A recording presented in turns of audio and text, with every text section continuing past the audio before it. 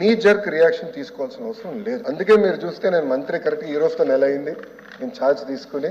నేను కూడా అధికారులు చెప్పేది ఒకటే, రాబోయే సంవత్సరం ఏం చేయబోతున్నాం రోడ్ మ్యాప్ వేద్దాం, అందరితో చర్చిద్దాం, సంఘాలు అందరినీ కూర్చోబెడదాం, మాట్లాడదాం, వచ్చే సంవత్సరం నుంచి అమలు చేద్దాం.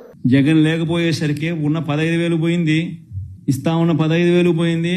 అమ్మఒడి అని పేరు మార్చి దానికి తల్లికి వందనం అని చెప్పి పేరు పెట్టారు, తల్లికి వందనం అని పేరు పెట్టినారు, ఆ తల్లికి శతకోపం పెడతా ఉన్నారు. ప్రతి తల్లి ఈ రోజు అడుగుతా ఉంది ఎంతమంది పిల్లలుంటే అంతమందికి అని చెప్పి ఏకంగా ఎన్నికల మేనిఫెస్టోలో పెట్టి ఈ రోజు వెంటనే మళ్ళీ అధికారంలోకి వచ్చిన తర్వాత ఎంతమంది పిల్లలు అని చెప్పి పోయేసి పక్కకు వెళ్ళిపోయే జీవో ఎంతమంది పిల్లలు అనేది పక్కకు పోయి తల్లులు వచ్చేస్తుంది. అక్కడ కూడా మళ్ళా మోసం. పోనీ అదన్నా గానీ మళ్ళా ఇస్తారంటే అది లేదు.